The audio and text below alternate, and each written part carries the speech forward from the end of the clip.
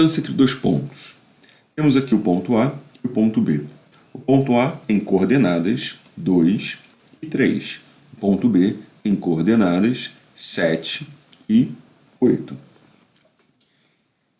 Aqui temos a formação de um triângulo, ok? Usando esse tracejado verde e esse tracejado azul. Como o tracejado azul é paralelo ao eixo X e o verde paralelo ao eixo Y, temos aqui retas, melhor, pontilhados, que são perpendiculares, formam 90 graus aqui nesse ângulo C. Logo, para resolver e determinar essa distância, que aqui está chamado de F, mas a gente vai chamar de D, a única coisa que eu preciso é fazer valer o Teorema de Pitágoras. Contudo, como que eu faço isso se tratando de pontos de um modo arbitrário? Primeiro eu vou partir desse exemplo, que é numérico, eu tenho os valores, e depois a gente pensa no arbitrário, tá? Em valores hipotéticos, em valores gerais. Pensa comigo, esse ponto tem distância horizontal 7 e esse tem distância horizontal 2. Logo, essa distância de 2 para 7 é igual a 5. Essa distância aqui, essa distância G, é a variação de 3 para 8, ou seja, também vale 5. Tenho aqui, então, que a distância vai ser a raiz quadrada disso ao quadrado, mais isso ao quadrado. Tá? Vem da onde isso, professor? Pitágoras. A distância, esse valor D, é a nossa hipotenusa. Então, D ao quadrado é igual a cateto ao quadrado mais um outro cateto ao quadrado. Curiosamente, também deu uma coincidência de valores. D ao quadrado é igual a 25 mais 25, 50. D é a raiz quadrada de 50. Se você for fatorar, você vai ter aqui 5 raiz de 2. Que já podia ser meio claro, né? Que isso aqui é como se fosse diagonal de um quadrado, nesse caso, em que as medidas dos catetos são idênticos. Mas seguindo, de uma maneira geral, o que nós fizemos? Tiramos a raiz quadrada da variação dos valores de x entre os pontos A e B, somado ao quadrado. 1, 2, 3 e... De um modo geral, o que fizemos? Tiramos a raiz quadrada do quadrado da variação envolvendo os valores de x dos dois pontos, somado à variação ao quadrado dos valores y dos dois pontos. Ou seja, a distância entre dois pontos é a raiz quadrada entre a variação dos valores de x ao quadrado mais a variação dos valores de y também ao quadrado. Por quê? xa menos xb ou xb menos xa dá no mesmo, já que vai levar ao quadrado. Não importa o sinal que vai ter na resposta, tá? O sinal aqui é menos, a gente está falando de variação. Agora, na resposta, tanto faz se deu menos 2 ou 2, quando eu levar ao quadrado vai dar 4, por exemplo. Essa variação entre xa e xb é essa medida, é um cateto. Essa variação entre ya e yb é essa medida, é o outro cateto. Então aqui o que eu tenho, na verdade, a raiz quadrada de um cateto ao quadrado mais o outro cateto ao quadrado, que nada mais é do que o Teorema de Pitágoras aplicado na distância entre dois pontos. Para exemplificar essa questão sobre a distância entre dois pontos, eu trago aqui um exercício que foi uma das questões da prova da UERJ. E aí ele pede para demonstrar que esse triângulo ele é retângulo. E aí vamos lá. Eu tenho os pontos expostos aqui. Tenho o ponto A que tem coordenadas 1 e 3, tem o ponto B, que tem coordenadas 3 e 5, e tem o ponto C, que tem coordenadas 7 e 1.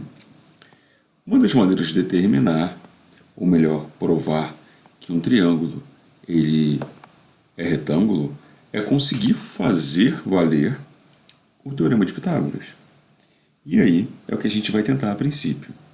Como se trata de medidas, então, eu vou fazer utilizando a distância entre dois pontos. Vou fazer a distância de A para B, a distância de A para C e a distância de B para C. Desse modo, então, a distância de A para B vai ser igual a raiz quadrada entre a variação do x de A e de B. Então, vamos lá. Aqui é 1 e aqui é 3. Então, teremos aqui 3 menos 1 ao quadrado, mais a variação do y desses dois pontos. Eu tenho aqui 5 e aqui 3. Vai dar?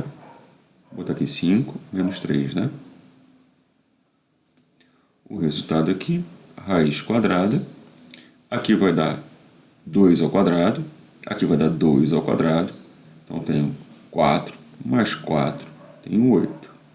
Não vou tirar a raiz. Essa eu sei, mas ainda assim não vou tirar, porque no final não vou precisar.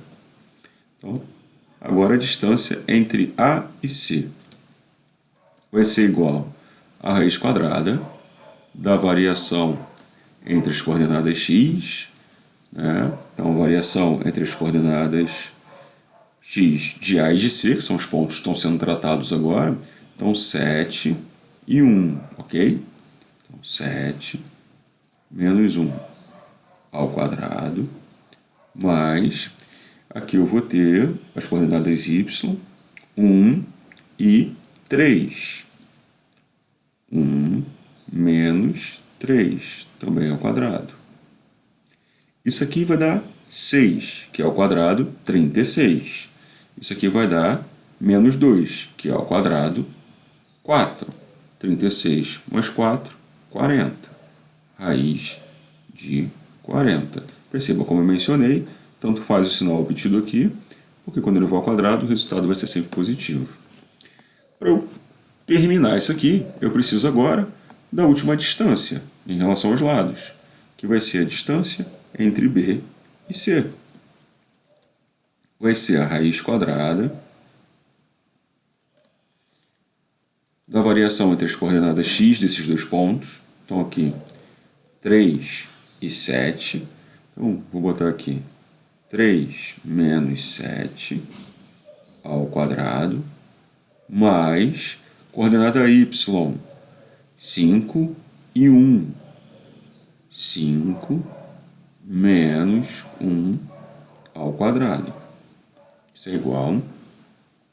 Aqui eu tenho, deixa eu logo a raiz aqui. Aqui eu tenho menos 4, que é elevado ao quadrado, 16. Aqui eu tenho 4, que é elevado ao quadrado, 16. 16 mais 16, 32. Por que eu não tirei as raízes?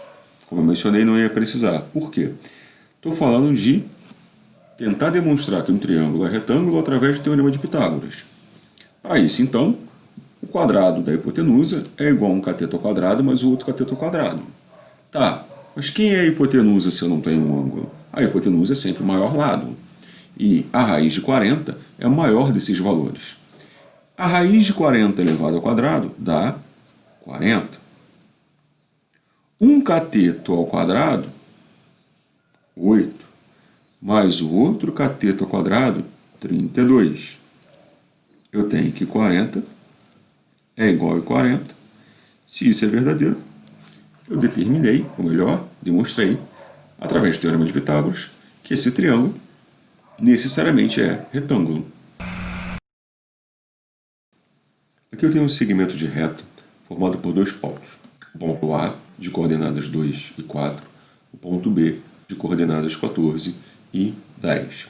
Lembrando que primeiro a gente fala os valores do eixo x e depois a gente fala os valores do eixo y. Para eu encontrar as coordenadas do ponto médio, eu preciso fazer uma média aritmética entre os valores de x desses dois pontos e os valores de y desses dois pontos.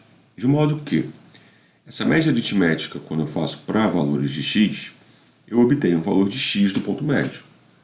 Quando eu faço a média aritmética dos valores de y, eu obtenho a coordenada y do ponto médio. Escrevendo aqui então de modo geral, o ponto médio, que eu vou chamar de M, ele vai ter coordenadas relacionadas à média aritmética das coordenadas x e das coordenadas y dos pontos envolvidos.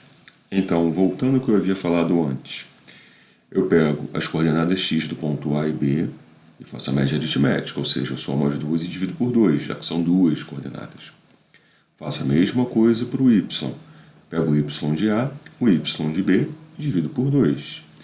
Esse resultado vai me dar o resultado xm, né, o resultado da coordenada x do ponto médio, e esse resultado vai me dar o ym, que é o resultado y do ponto médio.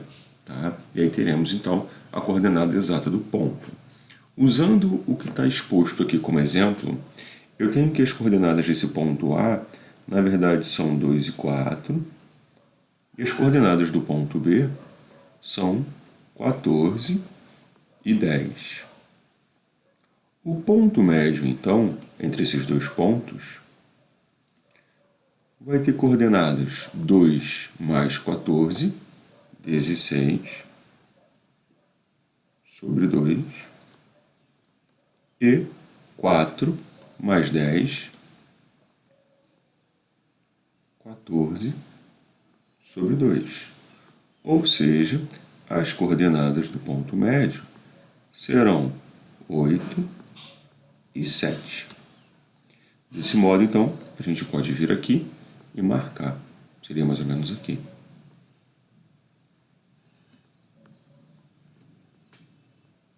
Muitas questões, principalmente no Enem, quando falam de ponto médio, na verdade, não estão falando de ponto médio.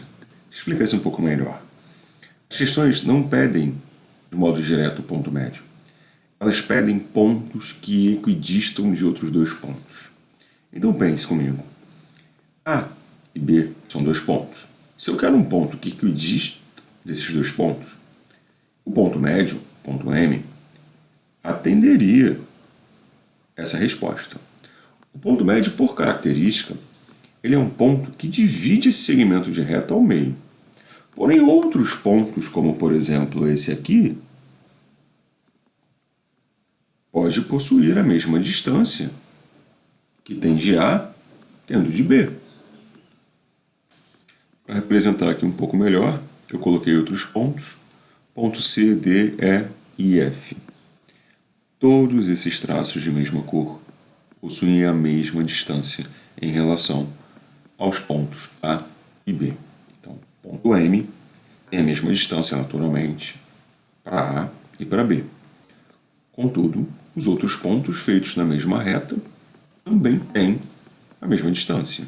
Então, esse segmento N é igual ao segmento P, de mesma medida, né?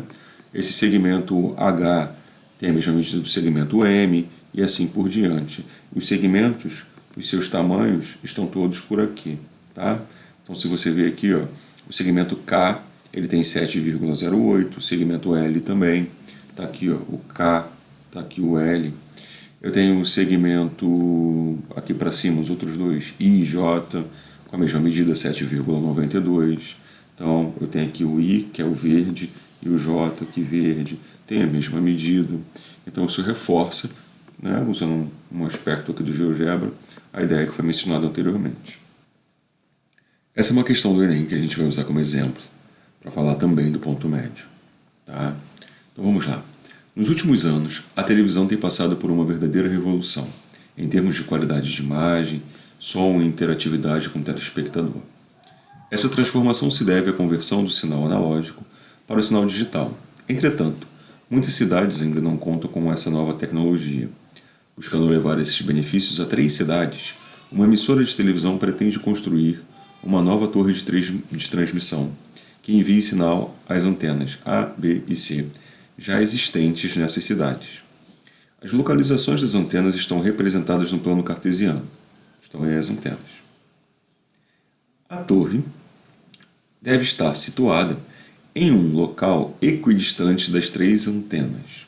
O local adequado para a construção dessa torre corresponde ao ponto de coordenadas. Tá. Eu não vou usar propriamente o ponto médio para nenhuma relação entre esses pontos, nem entre A e C, nem entre A e B, nem entre B e C, porque eu acho que, de modo meio claro, não daria a coordenada correta. Algumas pessoas tentam pensar aqui no baricentro, o baricentro do triângulo, e a gente vai falar um pouco disso depois também. E também vai dar errado. O baricentro é formado pelas medianas, ele não tem um ponto de encontro equidistante dos vértices do triângulo. Tá? A gente vai falar um pouco mais à frente sobre isso, mas aproveitando só o exemplo. Mas pensa comigo, para que um ponto seja equidistante de A e B, ou ele vai ser o ponto médio entre A e B, ou ele vai estar nessa reta perpendicular a A e B, que vai acabar sendo essa reta aqui, esse pontilhado aqui, onde x é 50. Tá? E aí vamos melhorar um pouco isso. Sem fazer a conta, dá para você perceber que eu tenho 2 espacinhos aqui e 2 espacinhos aqui. Porém, vamos fazê-la. Aqui eu tenho 30 para x e aqui eu tenho 70 para x. Se eu faço a média aritmética, vai dar 100 dividido por 2, 50. O ponto médio tem coordenada 50. Então vai ter que estar aqui. Vai ter que estar por aqui. Ou vai ter que estar aqui, no exato ponto médio, ou, como eu mostrei anteriormente lá nas relações envolvendo a reta perpendicular, ou vai estar aqui nesse tracejado em algum lugar. Tá? Já sabendo que é 50, eu já tiro 3 opções. Eu já tiro a letra A, a letra B e a letra C, então a possibilidade de acertar já virou 50%. E aí pensa comigo, a coordenada y agora, que é a única coisa que varia, é 20 e 30. Né? Então a gente vai ficar entre letra D e letra E, e ou y vai ser 20, ou y vai ser 30. Se for 20, vai estar aqui o ponto, vai ser o exato ponto médio. E é o que ele quer te dar como ideia. Né? Uma ideia errada, mas acredito que seja essa a ideia da questão. Se eu marco aqui, vai ter 2 espacinhos, né? 2 pedacinhos, de medida 10 e 10. Para a esquerda, 2 espacinhos, né? Então, medida 10 e 10 para a direita. Mas tá claro que essa distância aqui é maior, não tá? Porque se eu pegasse só na vertical, já ficaria 10, 10 e 10, dá 30. Como eu vou pegar em diagonal, vai ser maior. Certo? Na verdade, vai ser aqui 30, aqui vai ser 10, né? Dá para fazer por Pitágoras. Ok? Então pensa comigo. Se não pode ser 20, só vai poder ser o quê? 30. E aí dá para você conferir fazendo Pitágoras. O baricentro é a interseção entre as medianas de um triângulo. Eu tenho aqui um triângulo A, B e C.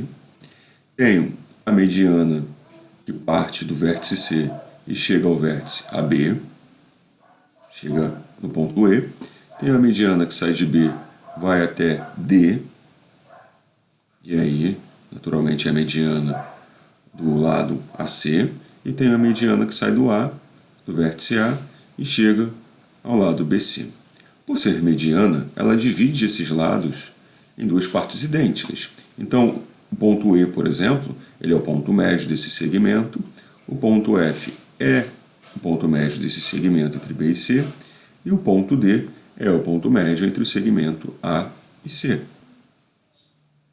Para que a gente possa determinar as coordenadas do baricentro, a gente vai necessariamente usar as coordenadas do ponto A, do B e do C. Agora, de modo análogo, vamos fazer também uma média aritmética entre as coordenadas desse ponto. De modo que a média aritmética entre as coordenadas x dos pontos A, B e C vão me dar como resposta a coordenada x do baricentro. E, se eu faço uma média aritmética entre as coordenadas y dos pontos A, B e C, eu vou ter a coordenada y do baricentro. Seguindo então, começando naturalmente por x, vou descer aqui um pouco a figura, e eu tenho aqui, para o ponto A, eu tenho 4 como valor de x, para o ponto C eu tenho 14, e para o ponto B eu tenho 12. Então, somando 4 com 12 com 14, eu vou ter 30. Como eu estou falando de uma média aritmética não é uma divisão por 2, é uma divisão pela quantidade de elementos que foram somados. Então, eu estou somando 3 elementos, eu vou dividir por 3. Então, eu tenho, voltando, 4 mais 12 mais 14 dá 30. Dividido por 3, 10. Então, a coordenada x do baricentro é 10. A coordenada y do baricentro vai ser encontrada do mesmo modo. Então, eu vou ter, subir um pouco mais o desenho que agora dá, eu tenho 4 como coordenada y do ponto C, 10 como coordenada y do ponto A e 16 como coordenada y do ponto B. Então, vamos lá. 16 mais 10, 26, mais 4, 30 também, coincidentemente. Tá? Esse 30 dividido por 3, 10. Então, a coordenada y do ponto G do baricentro é 10. Quando você verifica no desenho, está um pouco mais acima. Porque quando eu fiz o desenho, eu não usei a ideia de... Eu usei a ideia naturalmente de mediana, mas não consegui fazer mediana no programa. De um modo geral, obter as coordenadas do ponto G do baricentro é fazer, então, a média aritmética das coordenadas dos 3 pontos dados. Então, x do ponto A mais o x do ponto B mais o x do ponto C dividido por 3. E aqui ao lado, y do ponto A mais o y do ponto B mais o y do ponto C. Esses resultados me darão x do baricentro, coordenada x do baricentro e coordenada y do baricentro. Há uma maneira de determinar a área do triângulo usando as coordenadas dos seus vértices. Tenho, então, 3 supostos vértices, o vértice A, B e C, assim como todos os outros triângulos que já mostramos nessa aula. De modo que as coordenadas do ponto A seja xa, ya. As coordenadas do ponto B sejam xb, yb. E, de modo análogo, as coordenadas do ponto C sejam xc e yc.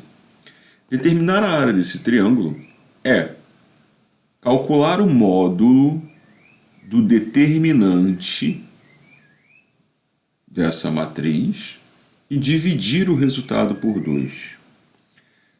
Tá, explicando um pouco melhor essa matriz 3×3. A primeira coluna é a coluna dos valores de x das coordenadas x do ponto A, B e C.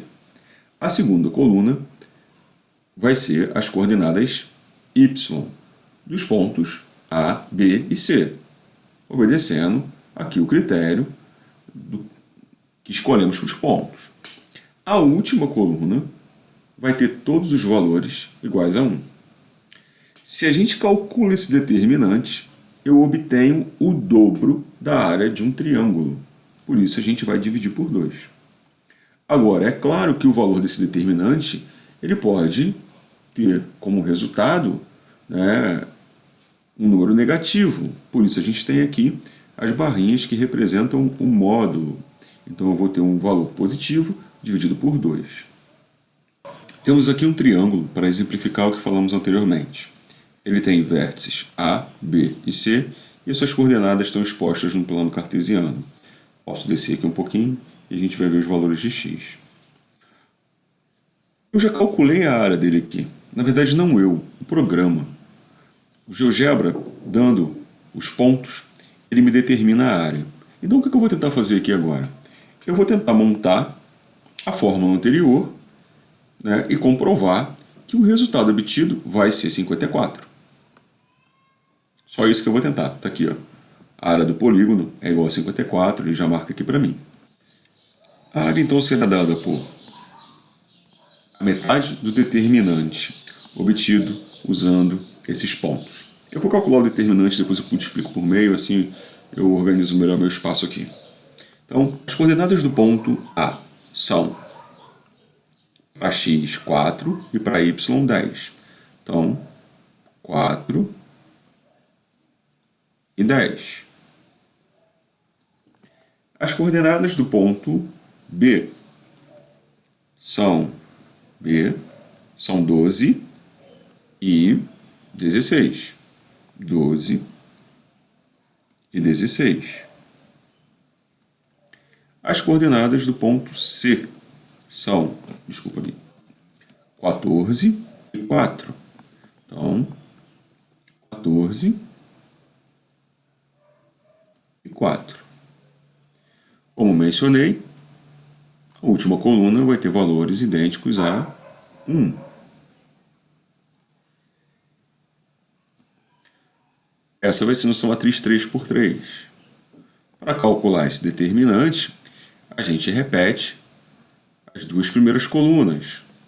Então, vou copiar aqui com outra cor. 4 e 10, 12, 16, 14 e 4. O resultado desse determinante vai me dar o dobro da área do triângulo, ou seja, 108, para eu ter que dividir por 2. Vamos multiplicar então e aproveitar para a gente relembrar como que a gente faz, né? A gente precisa multiplicar 4, 16 e 1. Então, determinante, vou chamar de D, vai ser igual a 4 vezes 16 vezes 1. Mais, multiplicando aqui, 10 vezes 1 vezes 14. Mais, multiplicando aqui, 1 vezes 12 vezes 4. 1 vezes 12 vezes 4. Aí agora a gente inverte o sinal. Lembra disso? Porque a gente vai multiplicar no sentido agora contrário. Vou multiplicar aqui agora. Esse com esse. Melhorar um pouquinho essa retinha, né? Esses dois aqui. Aqui. E aqui, né? Então vamos lá. 10, 12 e 1. Para mudar o sinal, menos. Menos 10 vezes 12 vezes 1.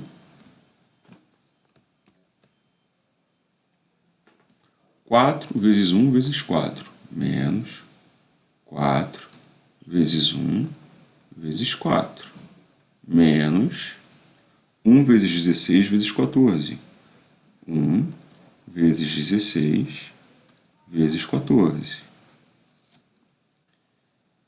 Fazendo a conta, você obtém que esse determinante é igual a 108. Como a área do triângulo é dado pela metade do determinante, do módulo do determinante, então a gente vai ter a metade de 108, que é igual a 54.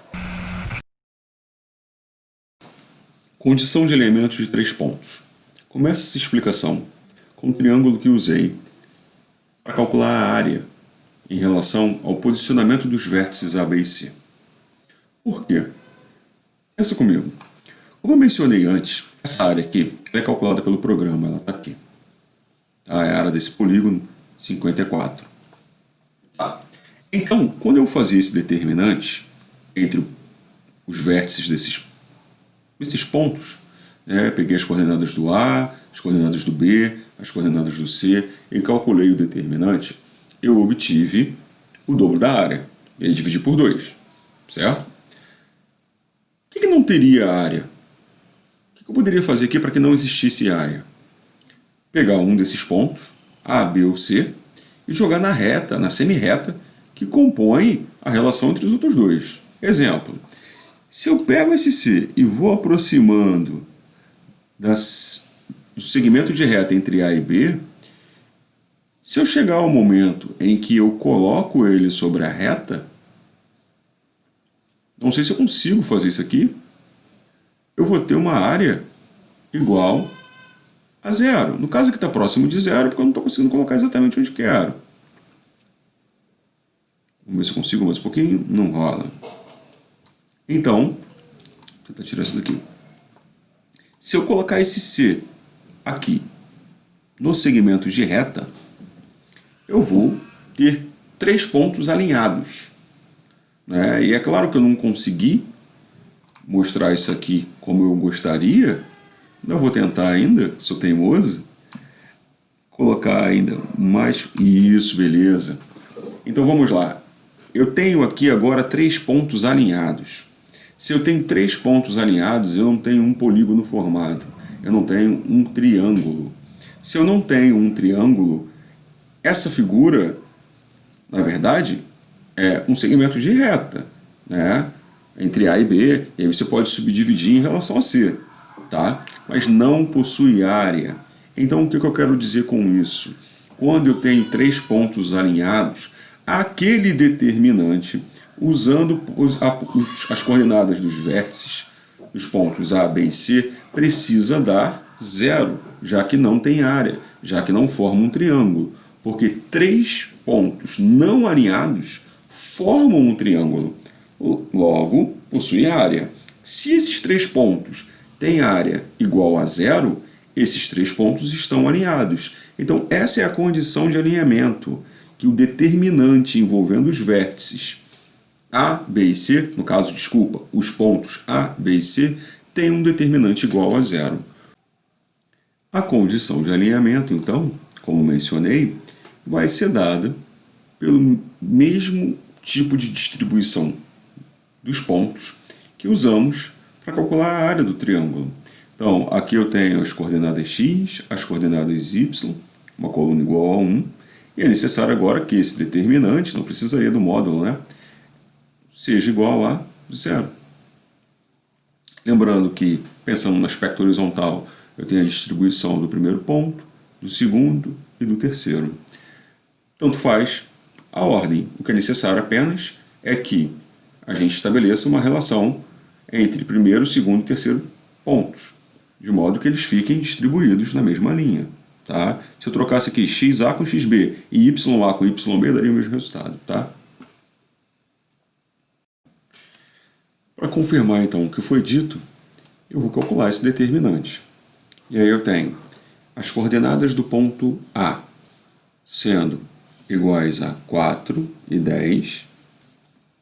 Vou colocar aqui, ó, 4, mudar a cor, né? 4 e 10. As coordenadas do ponto B, 12 e 16. 12 e 16. As coordenadas do ponto C, 8 e aí talvez fique mais difícil de perceber, a gente tem aqui, ó, 8 e 13.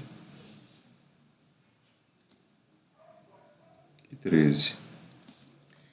A última coluna a gente vai preencher com 1.